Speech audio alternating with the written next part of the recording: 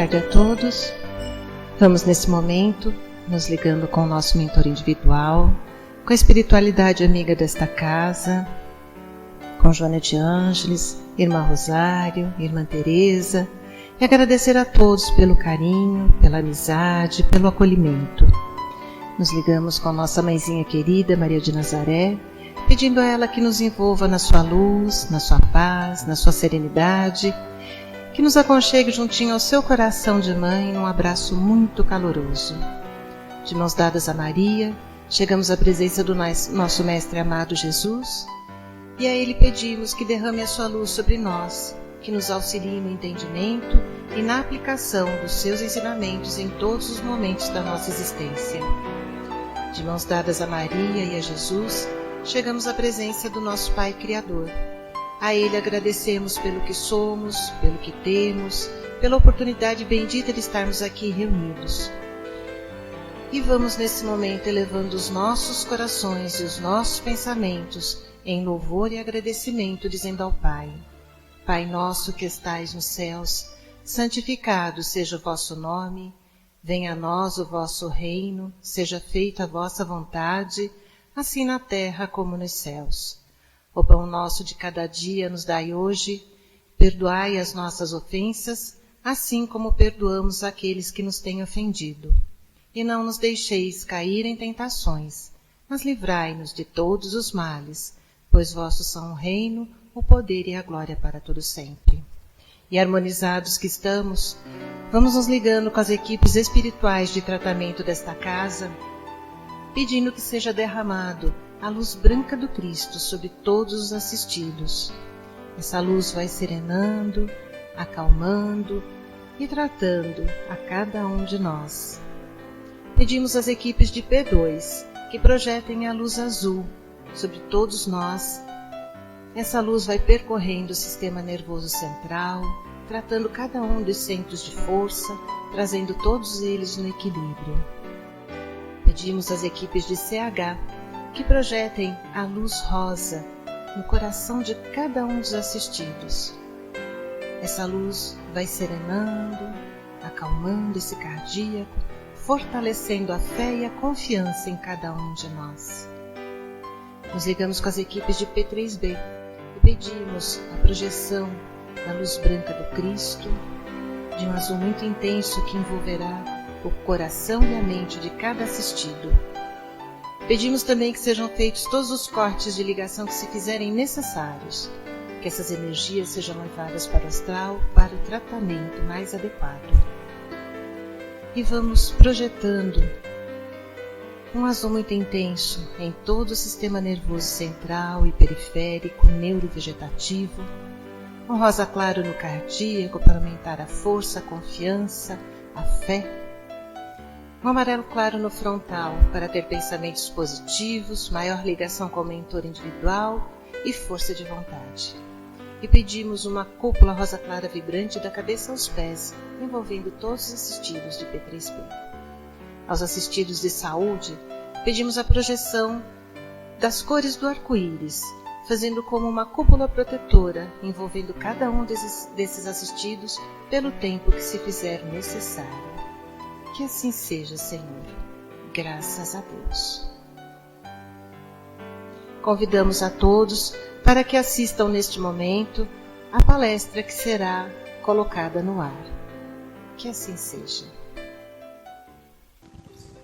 Boa tarde a todos. Sejam todos muito bem-vindos a essa casa de paz e de luz, nessa tarde chuvosa, mas tão necessária para as nossas saúdes, né? Vamos então tranquilizando os nossos corações, os nossos pensamentos, e vamos entrelaçar amorosamente os nossos corações. E vamos nos ligar com o nosso anjo da guarda, esse mentor amigo que nos guia e nos protege, está sempre conosco, nos conduzindo para o caminho do bem e do amor. Vamos nos ligando e agradecendo as mentoras dessa casa, Joana de Ângeles e Irmã Rosário, elas que sempre nos recebem nesta casa com muito amor e carinho e se alegram todas as vezes que chegamos aqui nesta casa. Vamos nos ligar à doce Mãe de Jesus. Ela segura em nossas mãos, nos abraça e nos consola as nossas aflições, as nossas dúvidas e as nossas angústias. E ela nos leva até a presença do nosso irmão maior, a quem agradecemos pelo sacrifício que fez para encarnar entre nós, agradecendo seus ensinamentos e suas exemplificações de amor.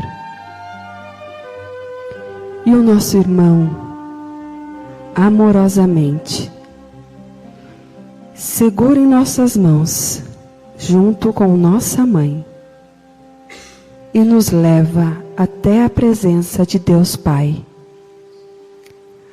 a quem agradecemos por tudo que somos e pela grandiosa oportunidade de estarmos reencarnados em busca de nossa evolução moral, intelectual e espiritual. E abraçada a essa família espiritual, em forma de gratidão, faremos a oração que Jesus nos ensinou. Pai nosso que estais nos céus, santificado seja o vosso nome. Venha a nós o vosso reino. Seja feita a vossa vontade, assim na terra como nos céus. O pão nosso de cada dia nos dai hoje. Perdoai as nossas ofensas, assim como nós perdoamos a quem nos tem ofendido. E não nos deixeis cair em tentações, mas livrai-nos de todos os males. Que assim seja. Vamos envolver a nossa irmã Cecília em muito amor, que nos trará os ensinamentos desta tarde. Que assim seja.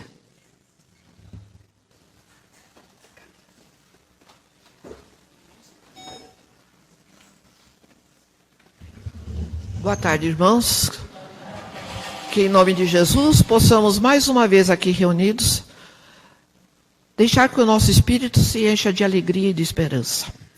Hoje nós vamos falar de leis divinas, principalmente da lei do progresso. Precisamos primeiramente pensar o que é uma lei. Ela vem por acaso?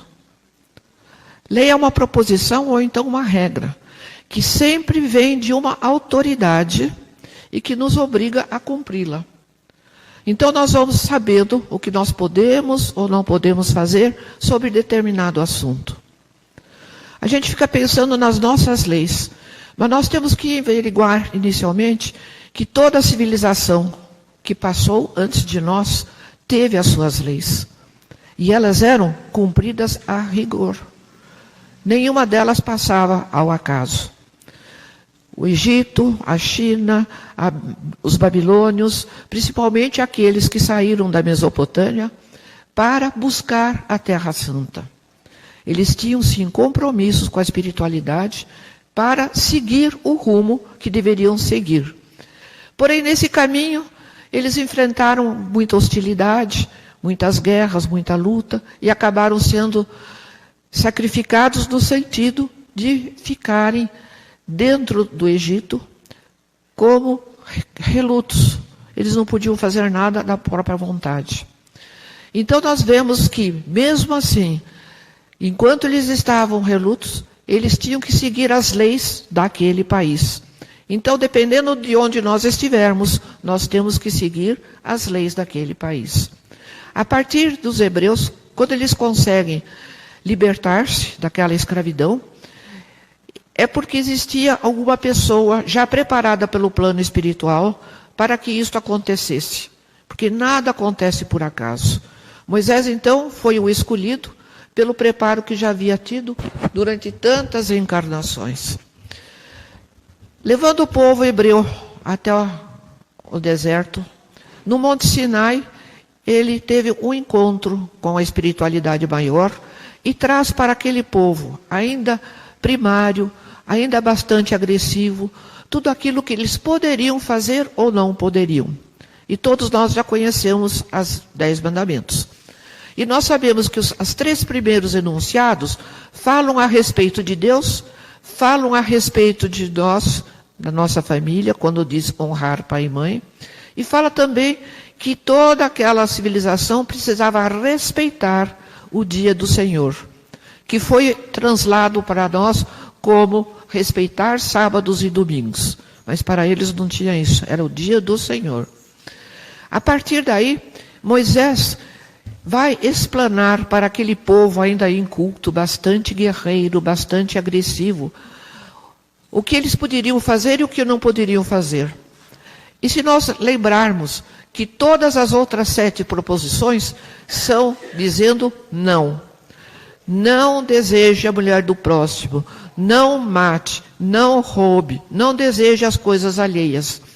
E primariamente a gente fica assim, inculcado, mas por que não? Ele poderia dar essas leis num sentido primitivo? Quando nós estamos educando alguém, muitas vezes nós usamos muito não, é ou não é? Nós ensinamos os nossos filhos, aqueles que estão sob a tutela, o que podem fazer, mas o não entra em primazia. E esse não já era premeditado por Moisés através do plano espiritual, devido à agressividade daquele povo, devido ao primarismo. Porque Moisés também tinha observado que naquele transcurso de toda aquela população, tinha havido muitas guerras, muito morticínio. Então precisava realmente levar para o coração e para a alma dessas criaturas algo muito mais positivo. Não vai fazer, e depois veio todas as leis sociais para que eles pudessem conviver em harmonia com todas aquelas tribos. A partir de Moisés, nós vemos que o plano espiritual está sempre atento, misericordioso, querendo dar um processo de evolução para aquela humanidade. Eu digo aquela humanidade, mas será que nós não estávamos lá? Provavelmente, não é? Já aprendemos então muitas coisas. Aí a misericórdia foi tão maior, tão infinita, que trouxe para nós Jesus. Ele então vai dizer aquilo que nós devemos fazer. Em primeiro lugar, dizendo que Deus é amor, contrapondo-se à ideia do Deus castigador. Junto a Moisés, quem não fizesse aquilo que estava já previsto, seria castigado. Jesus vem e diz, não, Deus não castiga, Deus ampara, Deus estimula para o bem aquele que estiver caminhando mal, aquele que estiver fazendo impropriedades para o seu próprio espírito. Porque se Deus não castiga, não vai haver nenhum dedo em riste mostrando para nós o que fizemos. Então Jesus nos traz, através de todos os seus ensinos, aquilo que nós devemos fazer. Eram leis? Não eram leis, mas eram propostas de crescimento. Porque a humanidade estava no momento em que precisava docemente e harmoniosamente procurar os caminhos de acerto. É a pedagogia de Jesus, a pedagogia do acerto. E dizendo para nós coisas tão simples que muitas vezes nós ainda não chegamos com a nossa intuição. Ele diz o seguinte, que quando nós estivermos fazendo uma plantação, aquilo que nós plantarmos, nós vamos colher. É a lei de causa e efeito. E ele não vai explanar como lei de causa e efeito, mas dizendo sempre que a plantação é livre, mas que a colheita é obrigatória. Ele nos diz também uma assertiva muito grande. Através da bem-aventurança, quando ele diz: bem-aventurados os mansos e os pacíficos, porque eles possuirão a terra. Às vezes a gente fica meio estranhando. Nós vamos possuir a terra? Sim, porque mais para frente no Evangelho existe a afirmação de que nós precisamos, primeiramente, nos envolvermos com as coisas da terra, para depois desenvolvermos em nós a espiritualidade, o nosso processo de espiritualização. Ele não diz nada a respeito de cristianismo, nem de espiritismo, mas ele está trazendo para nós a espiritualidade, aquele contato com Deus. Ele nos ensinando que Deus é amor, ele nos ensinando que devemos respeitar o próximo. Ele está automaticamente falando para nós que nós precisamos respeitar toda a sua criação, porque tudo é obra divina.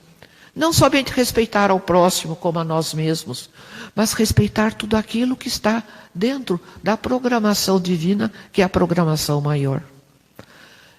Muitos anos se passaram, muitos decênios, muitos séculos, e o plano espiritual sempre muito empolgado com o progresso da humanidade. E aí, preparado no plano espiritual, vem uma criatura que vocês já ouviram falar, no Hippolyte Léon Denis Rivail, que tomou o pseudônimo de Allan Kardec. E o que ele faz? Ele vai trazer uma nova lei?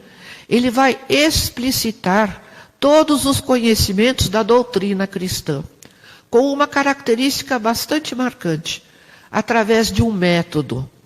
Porque ele vivia dentro de uma sociedade muito metódica.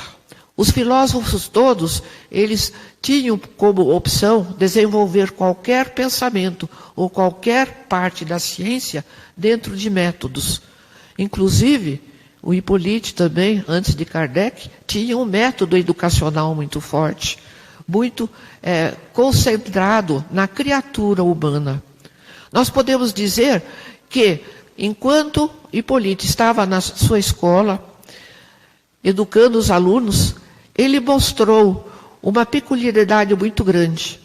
A primeira necessidade de observar a parte espiritual das criaturas. O que elas eram, o que não eram.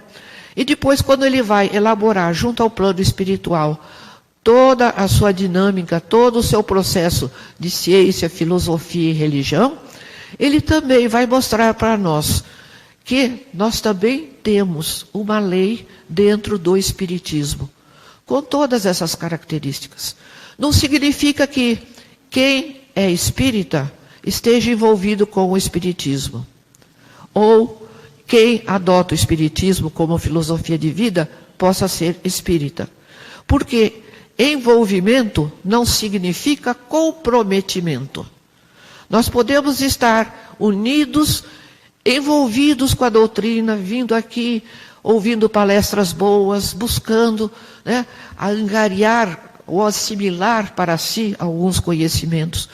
Mas e o envolvimento, onde está? Será que aquilo que nós ouvimos numa palestra, nós colocamos em prática no nosso dia a dia? Quantas vezes nós passamos até por orientações e é nos dito que precisamos ouvir palestras? Não é suficiente ouvir palestras. É suficiente aplicar aquelas virtudes que já estão dentro de nós. Tudo aquilo que nós já ouvimos, tudo aquilo que está inscrito na nossa consciência. Vamos nos lembrar que quando nós nos humanizamos, quando nós nos tornamos humanos, nós recebemos livre-arbítrio e vontade.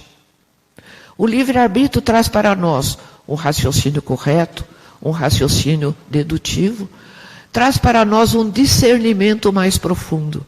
E aí nós podemos dizer que o nosso livre-arbítrio é que vai comandar as nossas ações, sejam elas para o bem ou para o mal. E aí nós podemos até fazer uma avaliação. Quantas vezes eu estou agindo bem e quantas vezes não? Será que existe pecado? Quantas vezes nós já ouvimos, né, em outras filosofias, que existia pecado. Se você não for à missa, se você não passar pelos 7 sacramentos, tudo é pecado, você está aviltando a ideia divina. Será que é assim?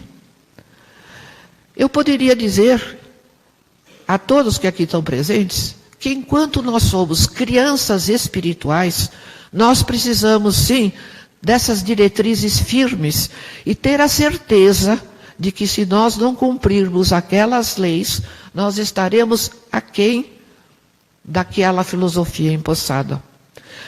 Paulo é muito dissertivo. Na sua epístola aos Coríntios, ele diz o seguinte: quando eu era menino, eu falava como menino, eu pensava como menino, eu dialogava e retrucava como menino. Depois que eu me tornei homem, quer dizer, maduro, eu passei e deixei de lado todas as coisas que eram de menino. Todas aquelas nossas infantilidades ficaram aquém.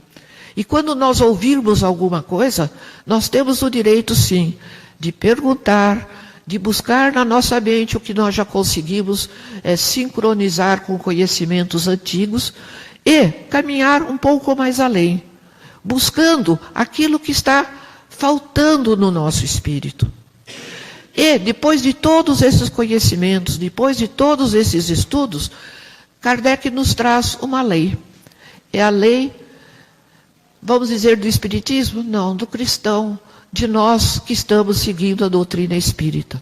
Ele diz que cada um de nós vai percorrer pelos caminhos do nascimento, da morte, da reencarnação, porque esta é a lei. E, com estes princípios, nós vamos progredir. Progredir no sentido de evolução.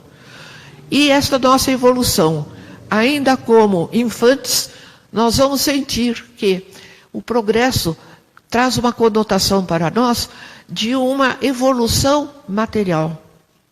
Aí nós voltamos a nos lembrar da bem-aventurança dos mansos e pacíficos, porque através de um progresso a nível material do nosso dia a dia, nós sentimos que nós estamos trazendo para dentro de nós energias que vão nos transformar, energias que vão fazer de nós melhores colaboradores, não só com a doutrina, mas conosco mesmo. Porque todo o progresso inclui trabalho. Vocês têm alguma dúvida? Não é um trabalho muito grande nós transformarmos os nossos defeitos, as nossas imperfeições em virtudes? Nós sabemos que através da autoanálise, através do nosso próprio conhecimento, nós vamos intuindo aquilo que está fazendo mal, até pelas consequências, os efeitos que aquilo está causando no meio ambiente. E assim sendo, nós vamos sim observar que o progresso, dentro do Livro dos Espíritos, nos traz uma explicação maravilhosa.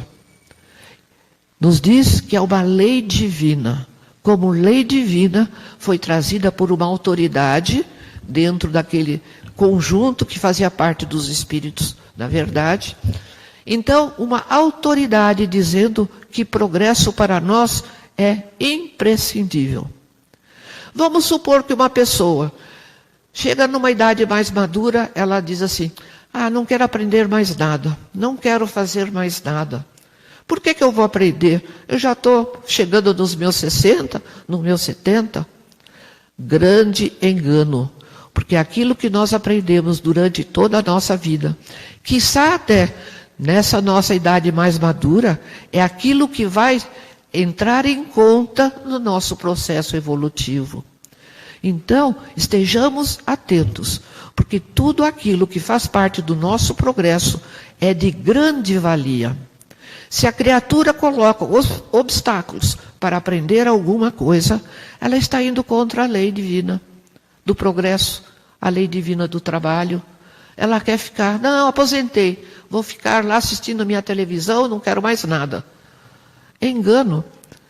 Por quê? Nas pequenas coisas, nós podemos descobrir os nossos talentos. Vejam, Mais um ensino de Jesus, desenvolver os nossos talentos. Quantas experiências maravilhosas essas criaturas na idade madura não trazem para nós. Então, nunca devemos nos opor a aprender alguma coisa. Se o progresso é lícito, o progresso vai nos render alguma coisa. Suponhamos que recebemos alguma coisa a respeito de bens. Recebemos do pai, da mãe. Nós temos direito a usufruir? Sim. A lei do progresso nos fala muito claro. Tudo aquilo que é adquirido através da honestidade deve ser, sim, transmitido se necessário, deve ser usufruído visando o bem, veja bem, não pessoal. Porque muitas vezes a pessoa, quando recebe alguma coisa, ela passa a ser avara, egoísta, e aí ela vai deformando a sua espiritualidade. Mas sempre que muito bem direcionado, ela vai também proporcionar àqueles que gravitam em torno dela este processo de evolução. Mais uma afirmação de Jesus no Evangelho. Que nem todo aquele que respeita as leis divinas pode respeitar as leis humanas. Será verdade? Será que as leis humanas também não são uma inspiração de alguma criatura para nos beneficiar de algum modo? Se nós observarmos bem as nossas leis, nós vamos ver o quanto nós ainda precisamos cumprir toda essa prática. Ele diz o seguinte, que nem toda criatura pode odiar a Deus, adorar a Deus e odiar o seu inimigo. Nenhum pode ser desventurado e seguir Mamon. O que significa Mamon? É aquele apego a tudo aquilo que nós vamos adquirir desonestamente. Então, o desonesto é aquele que traz para nós esses empecilhos de crescimento. Então, nós temos sim direito a progredir, ele é imperativo dentro de nós. Podemos, através de pequenos exemplos, levar isto à frente e fazer com que outras criaturas envolvidas no nosso meio tenham despertado em si essas mesmas necessidades. E o progresso espiritual, como é que vai se fazer? Então, existe até sociólogos que trouxeram para nós explicações coerentes. Que todo o nosso processo de crescimento, ele segue por etapas. Ele segue por ciclos. Que, primeiramente, nós temos necessidade de sobrevivência. Necessidade de nós nos adequarmos e produzirmos para a nossa alimentação, para aqueles que dependem de nós, para a nossa família, e trazer todo o substrato necessário para a vivência na Terra. Depois disso, o nosso eu vai exigir de nós uma cooperação com a sociedade. Veja, nós primeiro, sobrevivência, vida ou morte, a sobrevivência na nutrição, buscando aquilo que é útil para nós, e somente em terceiro lugar, a sociabilização. Deixa as questões mais íntimas, mais restritas ao espírito, para sétimo ou oitavo lugar dentro dessa escala. E como é que nós vamos nos portar a nível espiritual? Na medida em que nós temos um conhecimento, ele se torna tão premente em nós, que se nós não nos adequarmos a isto que temos dentro de nós, nós vamos nos sentir vencidos, nós vamos nos sentir falidos. Por isso que a vida espiritual é muito importante. Ela vai completar a nossa vida material. Ela vai dizer para nós, quem já estudou um pouco o livro dos Espíritos, sabe com certeza, que a nossa personalidade, ela se autorrealiza através de todos os nossos trabalhos. Quer sejam físicos para sustento, quer sejam sociais, em benefício ao próximo.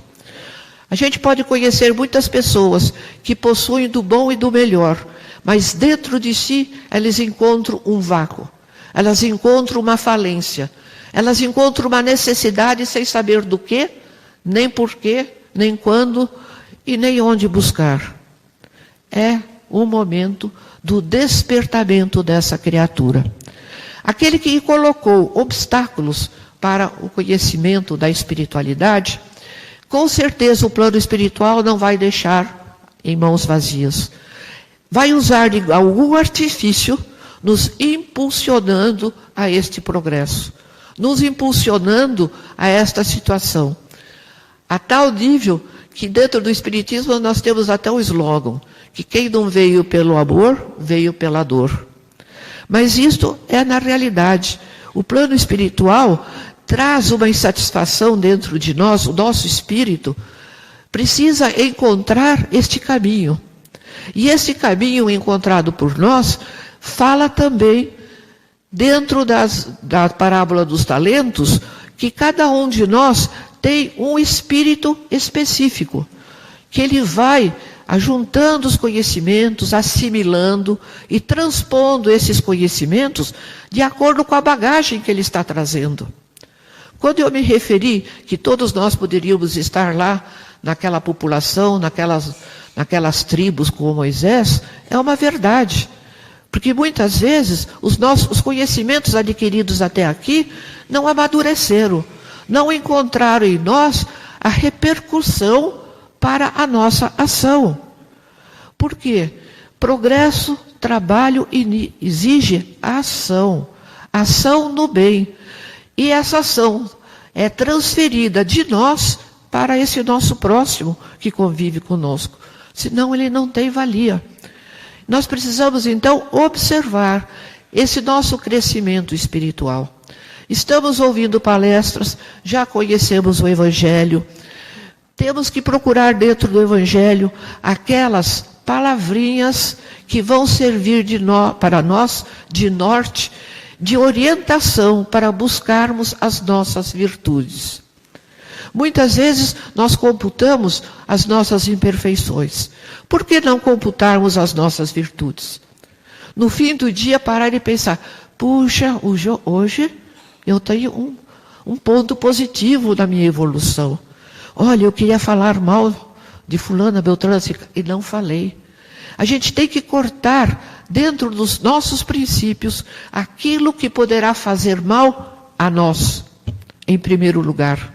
E depois aquilo que vai fazer mal aos outros. Quando nós estamos fazendo mal a nós, nós temos um nível de culpabilidade. Quando nós diluímos o mal que fazemos a um nível social, a nossa culpabilidade aumenta de volume. Então o cultivo das nossas virtudes é sim uma obrigação. É nós fazermos dessas leis que nós, ainda que não conheçamos todas, elas estão inscritas em nossa consciência. Quando, por exemplo, nós pegamos o carro e saímos a toda velocidade e desrespeitamos o limite de velocidade, pode acontecer tantas coisas. Qual vai ser o nosso processo de culpa? Então, nós não estamos fazendo só bem ao próximo, estamos fazendo bem a nós mesmos. Porque a nossa consciência, ao chegar no entardecer, cortar a cabecinha no travesseiro, ela vai sentir, puxa, hoje foi um bom dia. As nossas preces, como é que nós fazemos as nossas preces ao Pai? É um comprometimento que nós temos. Porque nós estamos envoltos em tantas bênçãos cotidianamente. Vamos dizer, está chovendo. Que beleza, está chovendo. Nós passamos por uma agrura de secura tão grande, todo o pessoal sentindo a sua saúde ficando meio abalada. Precisamos agradecer a Deus. Por quê? Porque nós sabemos que não cai uma folha da árvore sem que Deus o queira. Nós sabemos que temos que também ser aqueles que preservam a natureza, fazendo a parte que compete a cada um de nós. Isso é desenvolver uma virtude. Muitas vezes nós não damos conta de que das pequenas coisas é que saem as maiores. Temos que ser fiel no pequeno para poder ser fiel no grande. Será que nós temos respeito para conosco mesmo? Será que nós observamos aquilo que nós precisamos e nos colocamos dentro de diretriz para que a felicidade chegue a nós? Quantas vezes nós temos alguma doença que não é uma doença de contaminação, não é uma doença que vem de criança, mas é uma doença que nós causamos a nós mesmos. Todas as nossas frustrações, todos os nossos pensamentos não tão positivos, eles revolvem as nossas energias de acordo com a vibração. E, através dessa vibração energética, é que nós podemos ir para ocasiões de males físicos para nós, ou de benesses espirituais. Quantas vezes nós já ouvimos falar, até por antroposofistas, que nós somos os nossos curadores. Nós é que devemos observar a nossa saúde e cuidar dela. Então, estar sempre com muita fé. Muitas vezes tudo aquilo que nos acontece, nós colocamos a culpa no plano espiritual negativo. Por que não nos agasalharmos junto às nossas falanges amigas, aqueles que gostam muito de nós, os nossos protetores, os nossos familiares que partiram antes de nós e que nos amam profundamente e que trazem intuições para aquilo que nós devemos fazer? Nós vamos dizer, é uma lei? Não, é uma intuição. Eu sei que eu estou sendo protegida pelo plano espiritual. A minha fé, ainda que do tamanho de um grão de mostarda, ela vai construir uma árvore muito grossa, muito pesada, muito firme, para produzir os grãos novamente e frutificar além de mim. Ter fé, não duvidar nunca do auxílio de Deus. Agora nós não podemos só pedir. Está no Evangelho, pedi e obtereis. Como nós pedimos? Nós vamos pedir que as coisas caiam em nossas mãos? Qual um milagre? Não. Nós vamos pedir orientação. Nós vamos pedir aquelas virtudes da persistência. Nós vamos pedir que do plano espiritual de Deus, dos nossos amigos, que tenhamos a boa audição e o bom discernimento para decidir o que é melhor para nós mesmos. E assim nós estaremos cumprindo a lei maior, o propósito maior nosso, que é o processo de evolução. Muita fé em Deus, muito conhecimento de nossos deveres, muito conhecimento das nossas obrigações, não só para conosco mesmo, para com todos aqueles que nos cercam. E sermos eternamente agradecidos ao Pai por tudo aquilo que nós já temos e por tudo aquilo que nós ainda obteremos pela sua divina providência e misericórdia. Muito obrigada, que Deus nos proteja.